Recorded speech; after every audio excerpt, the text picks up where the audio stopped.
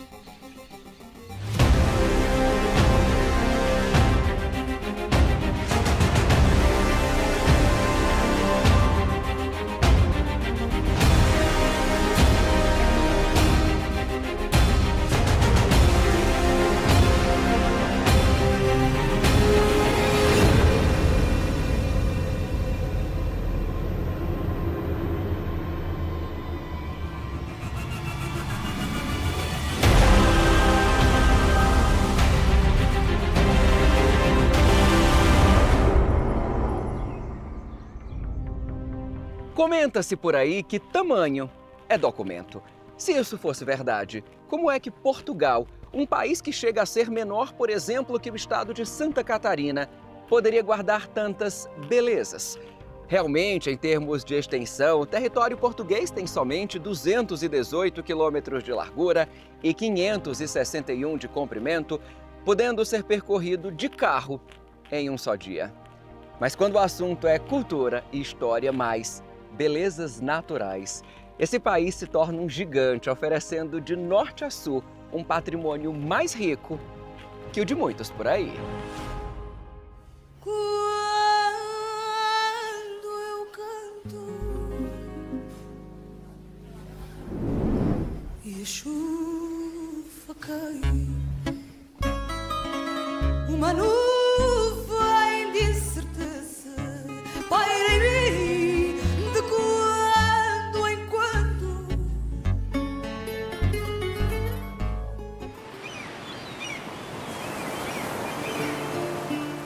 Enquanto as aves voam no céu, as águas correm tranquilas sob a ponte de Viana do Castelo. Nem parece que são as mesmas que, ao chegar ao Atlântico, se tornarão tão revoltas.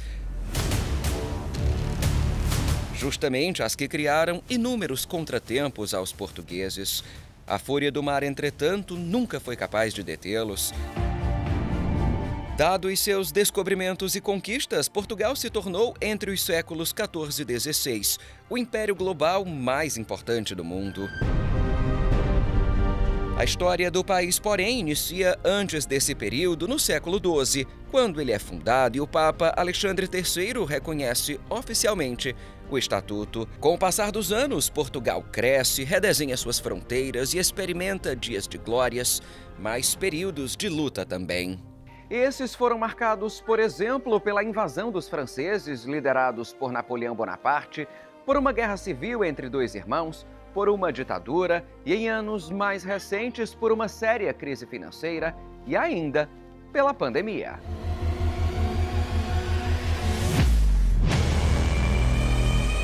Durante os 2 primeiros anos do surto de Covid-19, estima-se que cerca de 6 milhões de pessoas tenham sido infectadas pelo vírus em Portugal.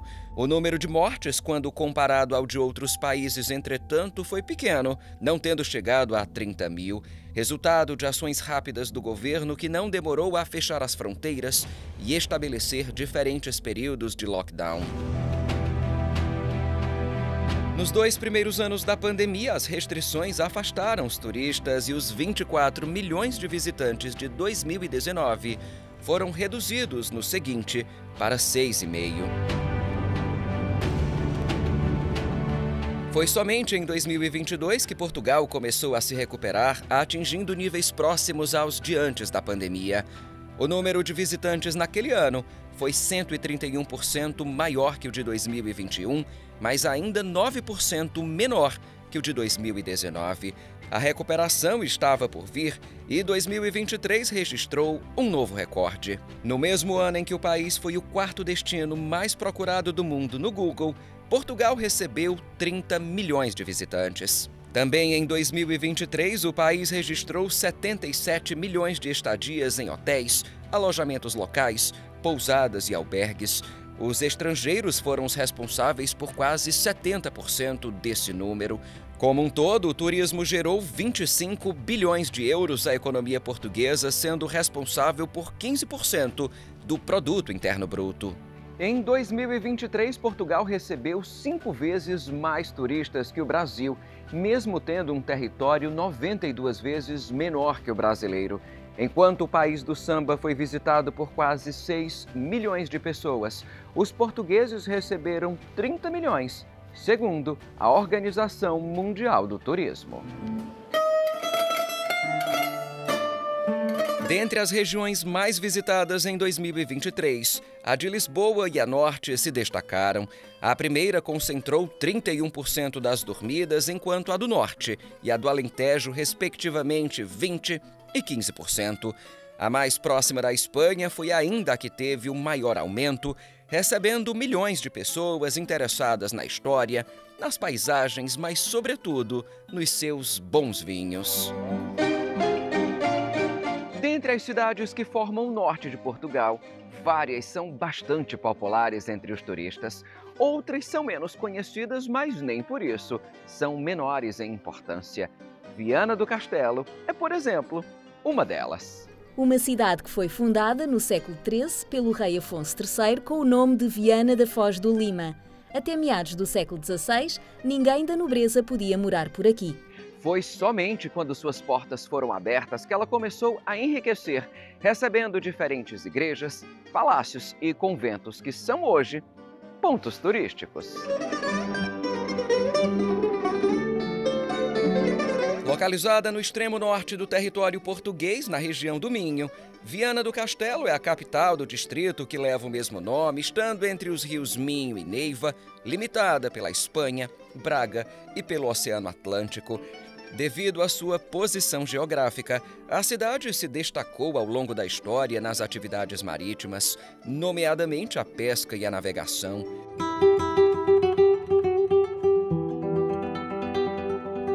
No período das grandes descobertas, nos séculos XV e XVI, inúmeras caravelas saíram de Viana rumo a diferentes destinos, tais como as Índias. Antes disso, porém, um vianense chegou à Terra Nova, na costa do Canadá, sendo responsável por uma tradição portuguesa que se mantém até hoje. Foi através da coragem de João Álvares Fagundes e seus companheiros que Portugal aprendeu a comer bacalhau. Desde muito cedo, a iguaria já era consumida por navegadores devido ao prazo de validade. Mas foi a partir da costa de Viana do Castelo que surgiu essa tradição portuguesa embalada pela proximidade com o mar. Distante menos de 4.000 quilômetros da costa canadense, onde o bacalhau é abundante, Viana do Castelo se destacou na pesca e distribuição da iguaria. O papel de Álvares Fagundes foi fundamental e, por isso, ele está homenageado na cidade. Do alto de uma pedra, o português se exibe às margens do Rio Lima, endereço também do navio hospital Gil Eanes. O navio foi construído em 1955 para ajudar na pesca do bacalhau, enquanto o hospital, com o passar dos anos, terminou abandonado, tendo sido encontrado em uma sucata. Em 97, a Câmara Municipal então decidiu por restaurá-lo e transformá-lo em museu. Hoje o navio recebe cerca de 40.000 visitantes por ano, número inferior aos que cruzam a Ponte Eiffel, inaugurada em 1878, sendo um projeto assinado pela empresa de Gustave Eiffel, responsável pelo mais famoso monumento francês. Sous le ciel de Paris s'envole une chanson. Com 645 metros de extensão, a ponte possui 2 níveis, um para carros e outro para trens, e cruza o Rio Lima, cuja foz está ali perto. É através dela que entram diferentes embarcações na cidade, incluindo navios de cargas. Sendo que está mais ao norte de Portugal, o porto tem uma posição privilegiada. O comercial, situado na margem sul do Lima, recebe navios de até 180 metros de comprimento e 8 de calado, destacando-se na região. Essa história, porém, não é recente e inicia com a pesca do bacalhau e outras conquistas que ajudaram no desenvolvimento de Viana do Castelo. Hoje, séculos depois do período dos grandes descobrimentos, o porto de Viana do Castelo continua importante, sendo utilizado para o transporte de diferentes mercadorias. Sua capacidade é de até 1 milhão de toneladas por ano. Nos últimos anos, uma média de 400 mil toneladas de cargas passou pelo porto. O número é maior que os dos séculos passados, mas os anteriores foram suficientes para chamar a atenção da realeza. Foi Dona Maria II, filha de Dom Pedro I e então Rainha de Portugal, quem percebeu a importância do lugarejo e o elevou à cidade em 1848, dando-lhe o nome de Viana do Castelo. A 70 km de distância da cidade do Porto e a 90 de Vigo, na Espanha, Viana do Castelo é lugar acessível onde se chega através do mar ou da terra, seja de comboio ou de carro. Do aeroporto do Porto até o centro de Viana, por exemplo, são somente 25 minutos. De trem, o percurso demora um pouco mais, mas as passagens de ida e volta não custam mais que 15 euros.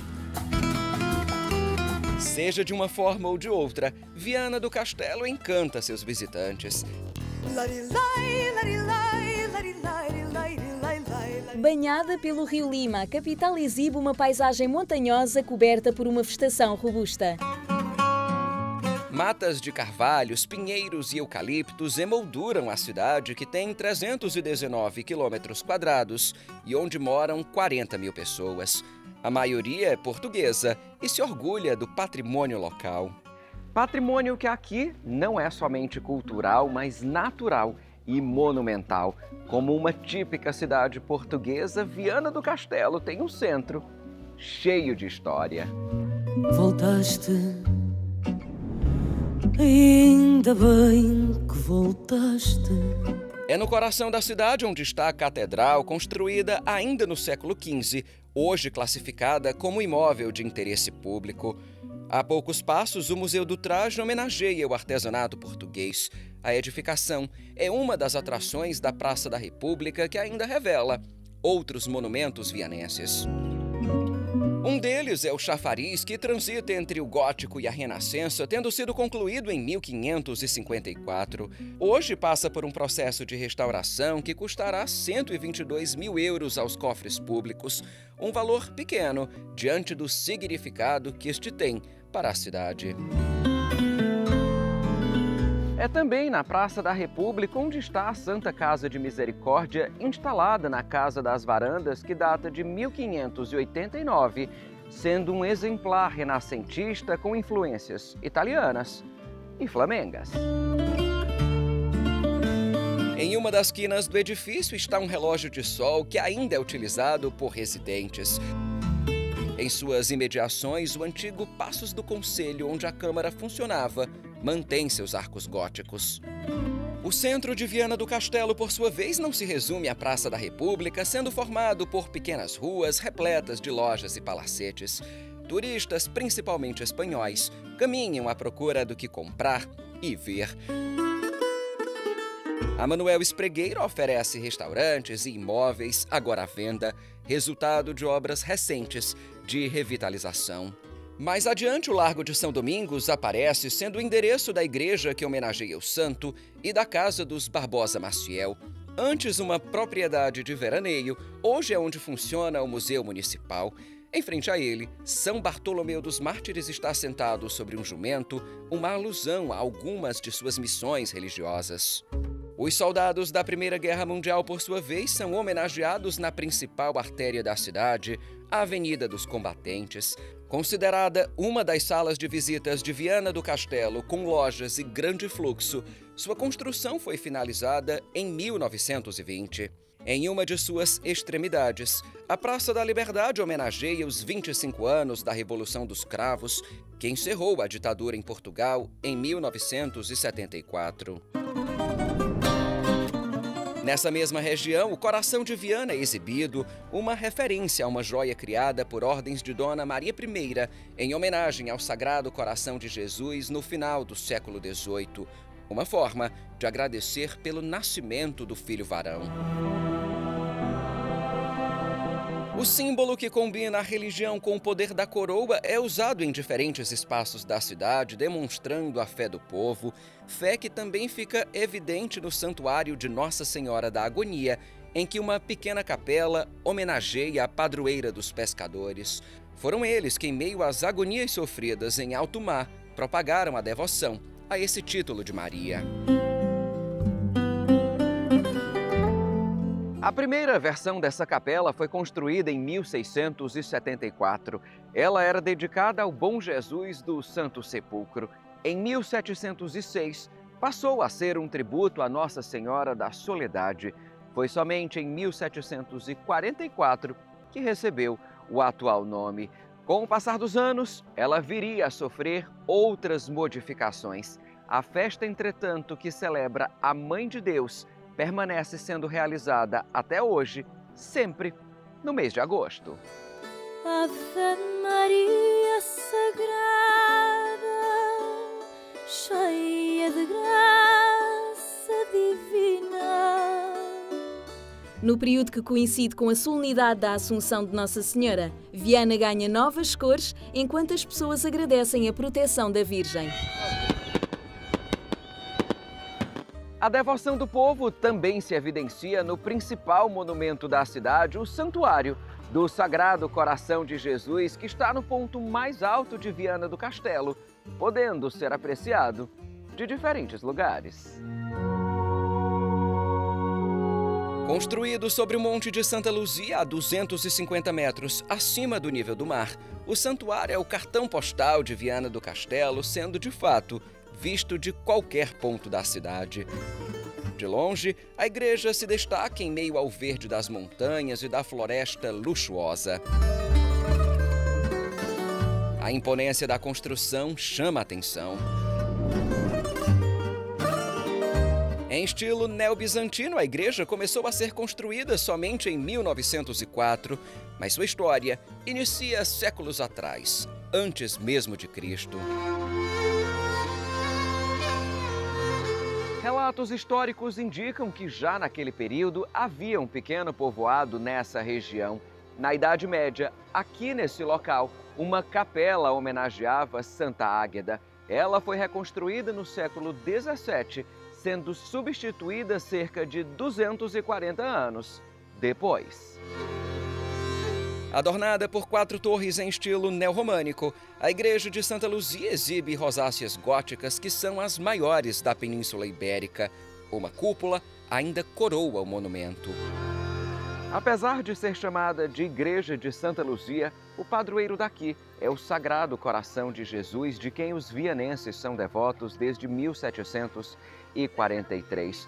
Foi em 1918, entretanto, em meio ao surto de peste bubônica, que os locais fizeram uma promessa e afirmaram que, se as mortes cessassem, eles passariam a subir o monte todos os anos, em honra ao Sagrado Coração. E assim é ainda feito desde 1920. Se a igreja se assemelha, por um lado, a outras portuguesas pela devoção que guarda, por outro, ela se diferencia devido à sua data de inauguração. 1959, mais de 5 décadas depois do início de suas obras. Foi somente naquele ano que o interior do templo ficou pronto, cerca de 192 meses depois do exterior. Mas hoje a igreja está aqui, esbanjando esplendor e sendo a responsável por atrair, em média, 1 milhão de turistas todos os anos. Pessoas que sobem o monte para pagar uma promessa ou somente para visitar essa que é conhecida como uma das joias do Minho. Joia que também exibe sua beleza no interior, pequeno quando comparado à magnitude da parte externa. A igreja tem somente 18 bancos. Nas laterais, 2 capelas prestam devoção a Nossa Senhora da Abadia e a Santa Luzia. Nossa Senhora de Fátima também tem seu lugar. No altar, 2 anjos oferecem os escudos de Portugal e de Viana do Castelo ao Sagrado Coração de Jesus. Uma pintura celebra a Assunção de Cristo. A imagem colore o interior em pedra juntamente com os vitrais das rosáceas e a passadeira, tudo protegido pelo zimbório que está a 60 metros de altura. Um lugar que, por sinal, pode ser visitado, mas que exige uma subida de 145 degraus, compensada pela vista. No mesmo santuário onde está a igreja, existem ainda um hotel, um anfiteatro e a Citânia de Santa Luzia, conhecida como Cidade Velha, uma evidência de que o Alto Minho foi colonizado pelos romanos. Ao local chega-se hoje de carro ou através de um ascensor inaugurado em 1923. Os que assim preferem também podem subir as escadarias adornadas com as cruzes da Via Sacra de Jesus. Essa é a maneira escolhida por quem tem uma promessa a pagar ou quer ver a cidade sob outro ângulo. A paisagem mostra um trecho do Vale do Lima e da Costa Verde, a área costeira compreendida entre os rios Douro e o Minho. A beleza é tanta que já foi considerada a 3ª mais bela do mundo, combinando montanhas, rios e praias. Além dos seus miradouros, museus e igrejas, Viana do Castelo ainda oferece 24 quilômetros de litoral. As praias do norte do Cabedelo são as mais conhecidas, sendo frequentadas por banhistas e também por amantes de esportes aquáticos. Com uma extensão de 3,5 km, a Praia do Cabedelo se caracteriza pela areia fina e pela vegetação baixa, mas principalmente pelos ventos, que favorecem a prática de kitesurf. É durante o verão, quando eles atingem a velocidade ideal para esses esportes. É entre os meses de julho e agosto também que a água fica menos fria. Muitos turistas não sabem, mas a verdade é que as águas que banham as praias portuguesas são sempre muito frias. Nessa região, por exemplo, mesmo quando o sol está forte e o clima considerado quente, elas não vão muito além dos 18 graus Celsius. A água fria, por sua vez, não afasta os portugueses que aproveitam o sol. Este ilumina a praia enquanto a lua observa o movimento. De longe, o Santuário de Santa Luzia volta a se exibir, assim como as montanhas que cercam as águas do Cabedelo.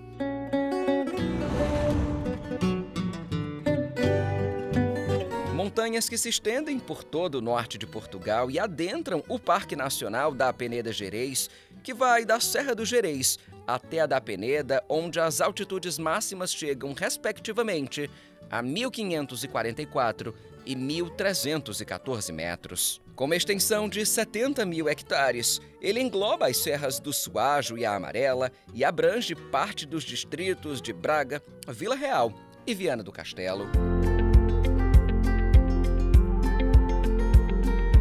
O parque é o maior responsável pela paisagem singular do norte português, guardando inúmeros tesouros naturais e históricos. Em meio às montanhas de granito e vales profundos, com florestas de pinheiros e eucaliptos, escondem-se vestígios da ocupação romana, também do período medieval, quando castelos e espigueiros eram comuns. Esses ainda marcam o cenário de Lindoso, uma terra de patrimônio e cultura. Muitas lendas fazem parte do patrimônio de Lindoso. Uma delas, por sinal, gira em torno do nome da própria aldeia.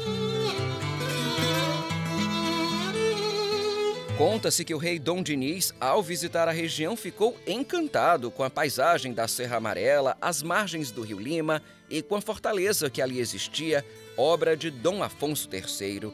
Ele então se apressou a ampliar o castelo, vindo a chamá-lo de Lindoso. Tão alegre e primoroso achou que logo Lindoso se chamou. São tão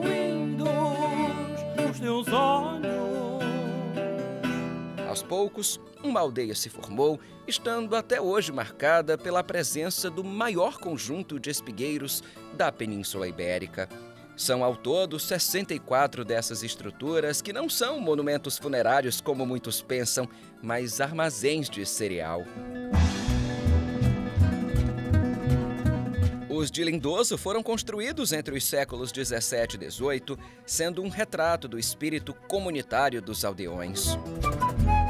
Juntamente ao castelo, os espigueiros compõem a paisagem da aldeia pitoresca, situada em uma das portas de entrada do Parque da Peneda Gerês. Em suas imediações está ainda uma barragem, que contrasta com um lugar de aparência simples e antiga. Além de Lindoso, outras localidades do parque também são conhecidas pelos seus espigueiros. Uma delas é a Vila do Soajo. Aqui existem 24 dessas estruturas, sendo a mais antiga de meados de 1782. Assim como nos séculos passados, os espigueiros são ainda hoje usados para armazenar e ajudar na maturação das espigas de milho.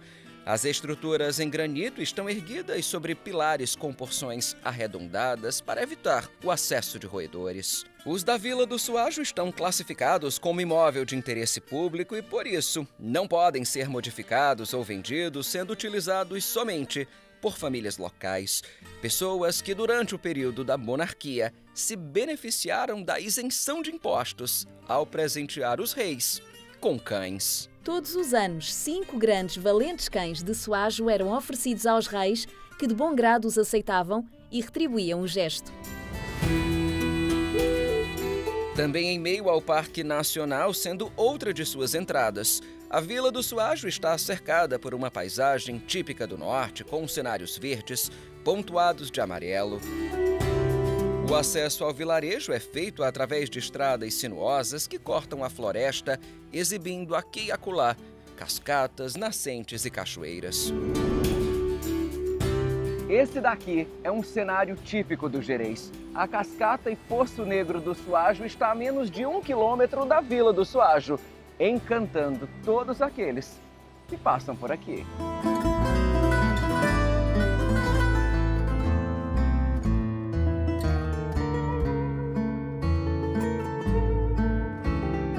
O cenário do Poço Negro, cujo acesso exige disposição, muda de acordo com a estação e o nível e a força das águas.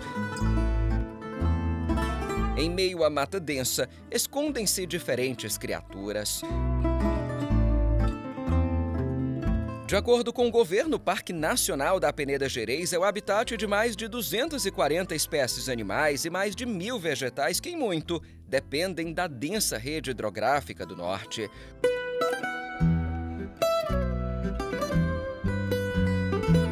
Os rios Minho, Lima, Cávado e Homem são os principais do parque, delimitando a extensão de suas serras e criando diferentes paisagens. A paisagem do Parque Nacional da Peneda Gerês exige uma pausa na viagem de qualquer pessoa. Isso porque a estrada oferece miradouros como esse, de onde se pode respirar ar puro e contemplar a natureza. Natureza que também pode ser vista a partir do Baloiço do Mesil. Um balanço construído a 900 metros de altitude. Da estrutura de quase 8 metros, tem-se uma vista panorâmica da Serra do Soajo e do parque em si, que é, por sinal, Reserva Mundial da Biosfera, segundo a Unesco. Não é à toa que ele está protegido por leis. Dizem, Sara, tem cuidado com o que dizes. Apesar das leis que auxiliam na conservação do solo, da água, da fauna e da flora, as autoridades não conseguem evitar os incêndios que são comuns na região, principalmente durante o verão. Um dado do Instituto de Conservação da Natureza e das Florestas aponta que entre os anos 2000 e 2012, mais de 1.000 incêndios foram registrados no parque. As áreas que não foram tocadas pelo fogo se revelam exuberantes. Em meio ao parque, aldeias e vilarejos se escondem, Também um santuário de Nossa Senhora da Peneda que conta com um hotel e uma igreja sendo um dos endereços mais visitados de Arcos de Valdevez. Sorrimos na despedida, como quem sabe que a vida é noite. Construída ainda em 1875, a igreja presta devoção a Nossa Senhora da Peneda, exibindo um escadório que, em muito, se assemelha ao do Santuário do Bom Jesus do Monte, lá em Braga.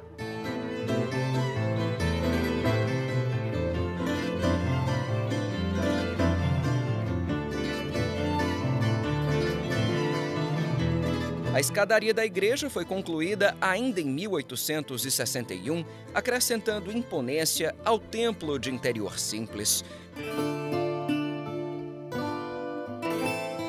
As capelas laterais não exibem a mesma riqueza de outras portuguesas. O teto e as paredes em branco são uma marca do tempo e contrastam com a passadeira azul, um caminho para o céu.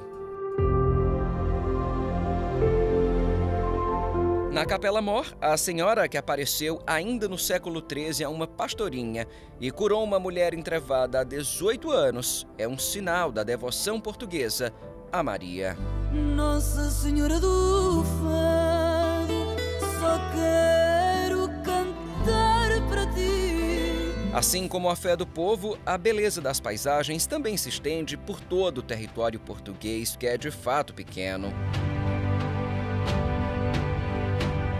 Ele pode ser atravessado em um só dia. De oeste a leste, o país tem apenas 218 quilômetros, já de norte a sul, 561. Os deslocamentos, portanto, costumam ser fáceis e rápidos. Não é por acaso que em menos de 3 horas é possível se chegar a Arouca, que ganhou fama internacional com a construção dos passadiços do Paiva.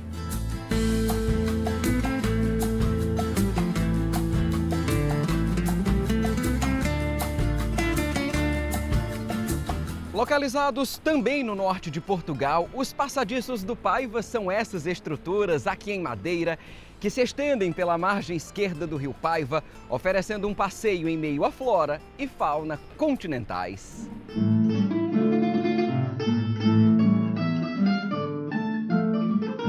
Inaugurados em 2015 no distrito de Aveiro, entre as praias fluviais do Areinho e de Espiúnca, os passadiços têm quase 9 quilômetros de extensão. A maior parte deles está construída em madeira, mas há trechos em terra. Aqui, o passeio, que inclui centenas de degraus, para ser mais específico, 1.200, reserva diferentes surpresas.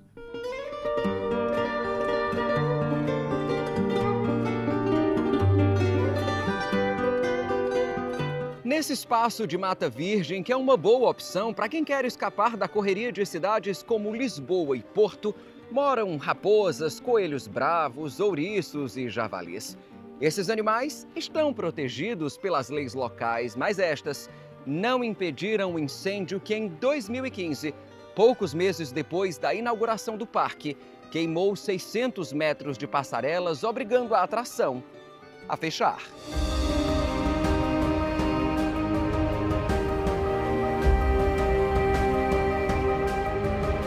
A reabertura só ocorreu em fevereiro de 2016, depois de obras que custaram 130 mil euros.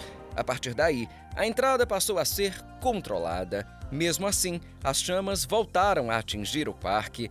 Por isso, o acesso hoje é ainda mais rigoroso e há uma quantidade máxima de pessoas permitidas por dia. É por isso que se recomenda que os ingressos sejam comprados online e com antecedência. O que nenhum visitante consegue antecipar é aquilo que vai ver na região. Os miradouros oferecem vistas de tirar o fôlego, montanhas de granito com milhões de anos se destacam. A vegetação acrescenta cores ao parque, enquanto o rio Paiva segue sem pressa.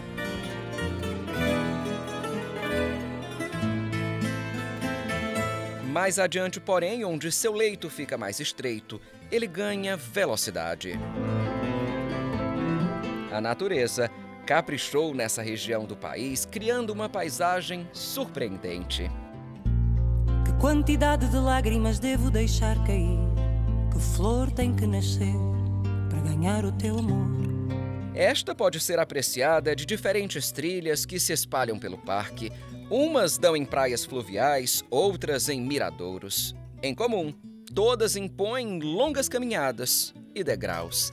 Muitos degraus. O cenário, entretanto, compensa, sendo o destino de centenas de visitantes, pessoas de diferentes nacionalidades, curiosas para conhecer o que guarda o Parque Português.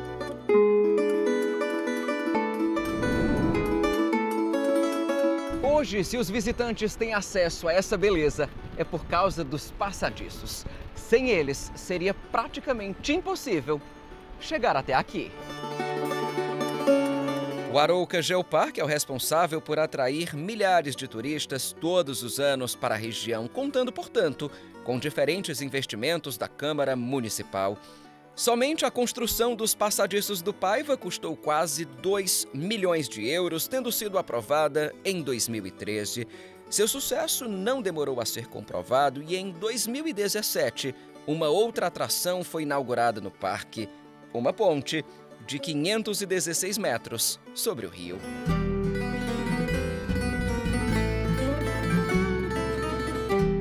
Devido à sua extensão e ao município a que pertence, a ponte foi chamada de Arouca 516.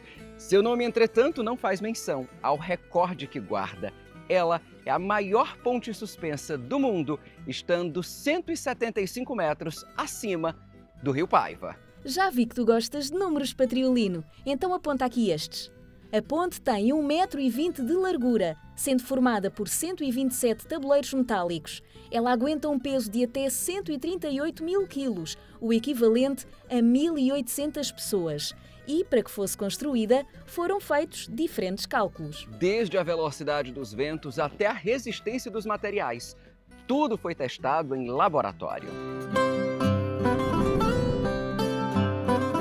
A ponte, que custou 1.700.000 euros, portanto, está preparada para aguentar ventos superiores a 100 km por hora. Por uma questão de segurança e conforto dos visitantes, porém, ela é fechada sempre que a velocidade dos ventos está igual ou superior a 40. Quanto à sua estrutura, a ponte pesa aproximadamente 122 toneladas, contando com as armaduras de aço que foram colocadas no concreto. E esses pilares com esse formato de A invertido? Os pilares têm esse formato para que as forças exercidas nos cabos possam ser menores. Cada um deles tem 35 metros de altura, criando a inclinação perfeita para que a tensão dê maior estabilidade à ponte e esta não balance tanto durante a travessia das pessoas.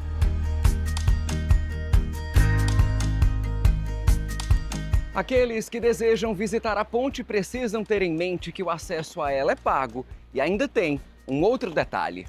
Para chegar até a ponte só existem duas formas. Ou se percorre um dos trechos dos passadiços a partir de Espiúnca ou Areinho, ou se vai de carro até o outro lado da Arouca 516, mais especificamente em Alvarenga. Por lá, se pode estacionar o carro e caminhar até ela.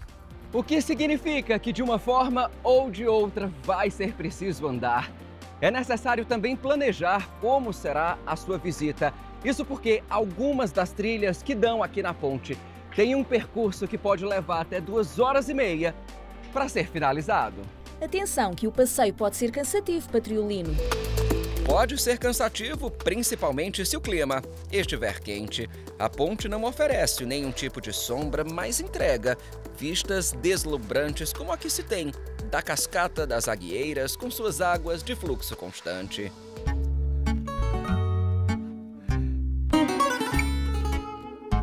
Se a travessia da Arouca 516 é um deleite para os amantes da natureza, pode ser um desafio para quem tem medo de altura. As laterais e o piso vazados permitem que não se perca nenhum detalhe do cenário, mas leva muitos visitantes a fazerem o percurso a passos lentos e receosos. Com ou sem medo da ponte, vê-se a longa extensão do Arouca Geoparque, que tem 328 km², coincidindo com o tamanho do município onde está.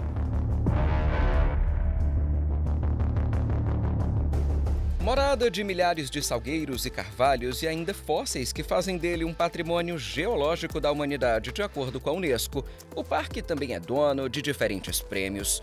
Na cerimônia, que é considerada o Oscar do turismo, os Passadiços do Paiva venceram na categoria Projeto de Desenvolvimento Turístico Líder na Europa entre 2016 e 2018. Em 2023, eles ainda receberam outras 2 honrarias, sendo escolhidos como melhor experiência de aventura na Europa e melhor percurso de trekking no sul do continente.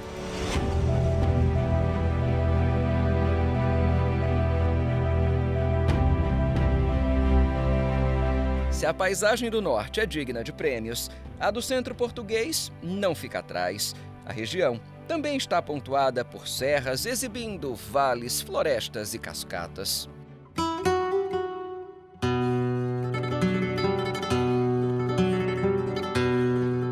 Distantes 145 quilômetros do Vale do Paiva, onde estão os passadiços, as Serras da Estrela e do Açor abrigam vilas históricas. São ao todo 12 que se destacam não somente pela idade que têm, mas pelos cenários que guardam. Todas elas estão no centro de Portugal, espalhando-se por 10 municípios. Em Arganil, por sinal, está uma das localidades mais famosas da região, Foz d'Égua, conhecida por suas trilhas. Trilhas que cortam a mata, revelando diferentes segredos da fauna e da flora locais. As trilhas estão repletas de fontes e olhos d'água, também de desafios, devido ao terreno acidentado. Mas seja a pé ou de carro, ao se chegar por aqui, o turista encontra uma paisagem única, um cenário de tirar o fôlego.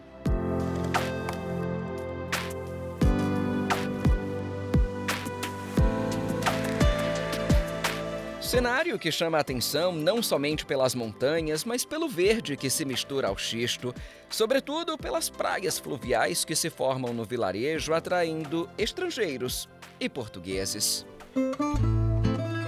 Essa daqui é a mais famosa praia fluvial da região, sendo formada pelo encontro das ribeiras de Piódão e Chãs d'Égua.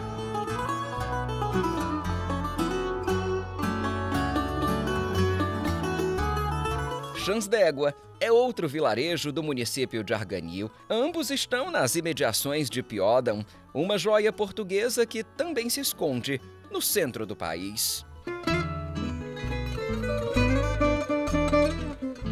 O percurso até Piódão é exigente. A estrada margeia em costa íngreme e, aos poucos, vai se tornando mais perigosa. Por aqui, há poucos trechos de acostamento. O abismo acompanha o percurso, enquanto a paisagem vai mudando de cor e ganhando toques de amarelo e lavanda. A luz do sol destaca o verde, que exibe seus diferentes tons. No alto, turbinas eólicas aproveitam os fortes ventos, enquanto lá embaixo, pequenos aglomerados de casas chamam a atenção. Na rocha, flores azuis crescem e surpreendem, mas é preciso atenção, porque o trajeto à frente é sinuoso.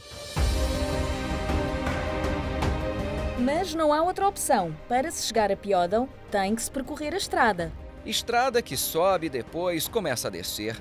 Uma imposição da Serra do Açor que tem 1.340 metros de altura, estando a somente 55 quilômetros da Estrela, que é a mais alta do território continental. A do Açor é menor, mas é o destino dos que procuram por Piódão. Suas casas estão construídas na encosta da serra, criando um amontoado escuro. O escuro das construções é resultado da pedra utilizada, o xisto, que é abundante na região.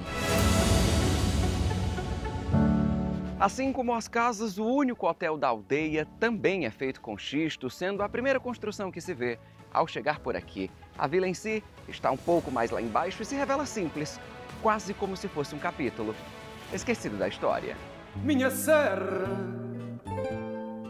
cabeça de altas montanhas, nevada de altas tormentas, rebanho de dores tamanhas. Na pequena vila moram cerca de 120 pessoas, incluindo as que trabalham no hotel. Construído em um edifício contemporâneo, ele oferece, além dos quartos, restaurante e piscina, mantém, entretanto, as principais características da vila, estando integrado à paisagem local. Em meio ao verde surgem as casas de paredes escuras, com portas e janelas azuis. Se a utilização do xisto se deve à sua abundância na região, a escolha da cor é por outra razão. Qual é a explicação? A explicação é simples, apesar de ser incerta. Disse que quando a vila começou a se formar séculos atrás, a única loja que existia na região só vendia tinta azul. O acesso às cidades maiores naquela época era complicado e, por isso, a cor começou a ser usada, sendo preservada. Até hoje. Os tons escuros do xisto se misturam ao azul do céu e das portas, mas o branco salpica aqui e acolá a paisagem. Foi essa a cor estabelecida para as construções, em que a pedra não está exposta. É o caso, por exemplo, da Igreja Matriz, que está logo na entrada da aldeia. Além das paredes, a igreja, que é uma homenagem à Nossa Senhora da Conceição, também se destaca pelas portas que estão pintadas em vermelho. É ela quem recebe os visitantes quando estes entram na Pequena Piódão. Ave Maria, seja a rezar. Ave Maria.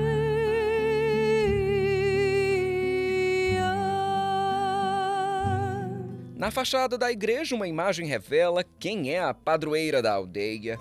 Na porta em vermelho, um aviso chama a atenção e informa que fotos e vídeos não são permitidos. Já o interior está pintado em branco com detalhes em rosa e verde. A simplicidade convive com artes típicas do século XVIII. Os azulejos portugueses adornam as laterais, enquanto o vitral permite a entrada de uma luz tímida. Não sei se andei depressa demais, mas sei que algum sorriso eu perdi. Ao lado da igreja, a água cai e o barulho da cascata é vez por outra interrompido pelo sino. Em Portugal, a tradição é valorizada e costumes antigos são mantidos apesar do tempo. Não é à toa que na frente da matriz, a praceta reúne alguns dos moradores. Apesar do fluxo de visitantes, que em algumas épocas do ano é grande, Piódão se mantém pacata. Em alguns dias oferece um clima de domingo, onde as horas parecem não passar. O jovem turista escolheu a praça então, para brincar com sua bola, uma imagem rara na aldeia que é habitada por idosos e gatos.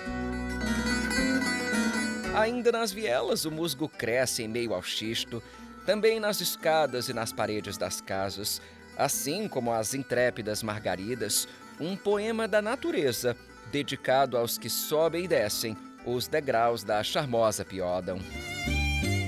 A pequena aldeia de Piódão não chega nem a 40 quilômetros quadrados, mas funciona como um labirinto de xisto. Caminhar por ele e tentar se perder descobrindo a cada curva as peculiaridades desse lugar é um programa obrigatório.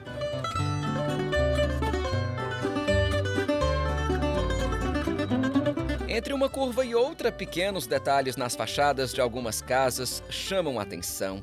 Jarros com flores acrescentam cores à aldeia, enquanto bancos revelam a hospitalidade dos moradores. As roupas estendidas são uma evidência de que Piódão é de fato portuguesa, uma localidade que, por sinal, conquistou Miguel Torga. Na verdade, as montanhas dessa região o impressionaram de uma tal forma que o levaram a escrever diferentes histórias. Algumas delas estão aqui nesse livro bastante conhecido entre portugueses e brasileiros.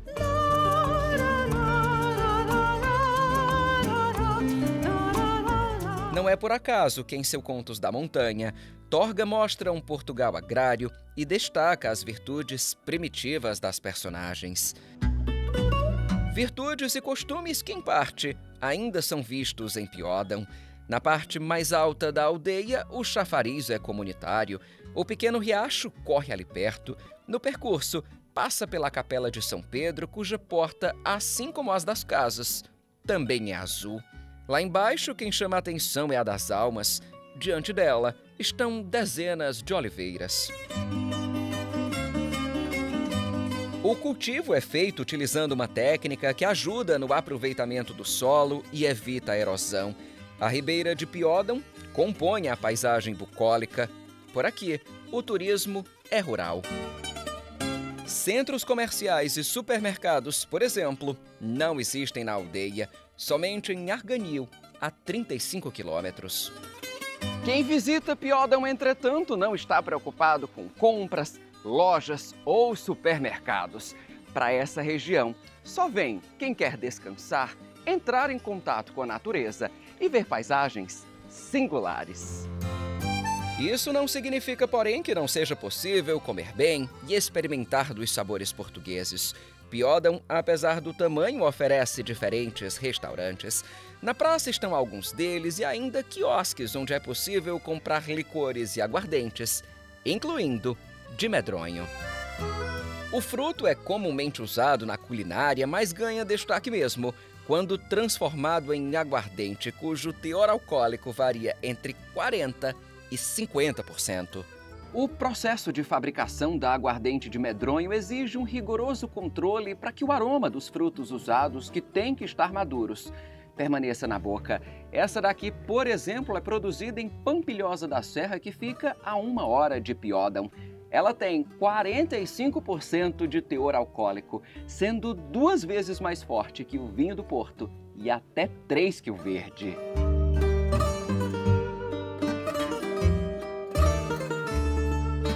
Com o medronho também se produz vodka, gin e até mesmo cerveja, sendo esta uma inovação mais recente. Além das bebidas, ainda se fazem compotas e bolinhos com a fruta.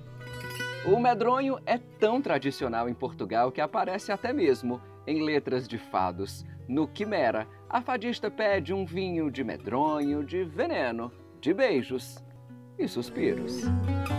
Eu quis um vinho feito de medronho. Fadistas ou não, apaixonados ou não, Piódão recebe seus visitantes de braços abertos. Sua simplicidade é acolhedora, assim como os alojamentos que oferece. Entre suas ruas estreitas, escondem-se pequenos refúgios de conforto. A aldeia ainda conta com um museu onde se pode assistir a um curta gravado em 1973. Eu vou que jaz no dia da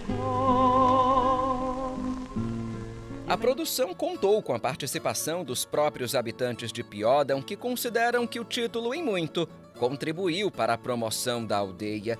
A aldeia que, de tão particular, está classificada como patrimônio nacional, sendo conhecida como a Aldeia Presépio pela forma que suas casas estão construídas e pela luz que as ilumina ao anoitecer.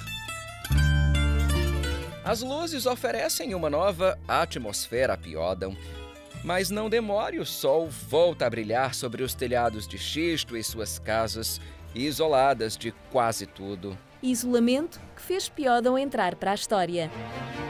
Comenta-se que foi aqui que se escondeu um dos assassinos de Dona Inês de Castro. Naquela época, no século XIV, os soldados de Dom Pedro procuraram pelos autores do crime. Mal sabiam eles que um desses homens estava aqui. Inês de Castro é uma figura ilustre da história de Portugal. Conta-se que em 1340, Dom Pedro, filho do rei, se apaixonou por uma das aias de sua esposa. O romance não foi bem visto pela corte e terminou com a execução da jovem, por ordens do próprio sogro. Dizem que as lágrimas derramadas por Inês de Castro são a origem desta fonte. Manchas vermelhas que aqui existem seriam seu sangue. Essa história de amor venceu o tempo e acabou contada por Camões em Os Lusíadas, gerando grande repercussão. Hoje é patrimônio da cidade de Coimbra onde tudo aconteceu. Coimbra onde uma vez com lágrimas se fez uma história das Eneiras tão linda. Bora viajar?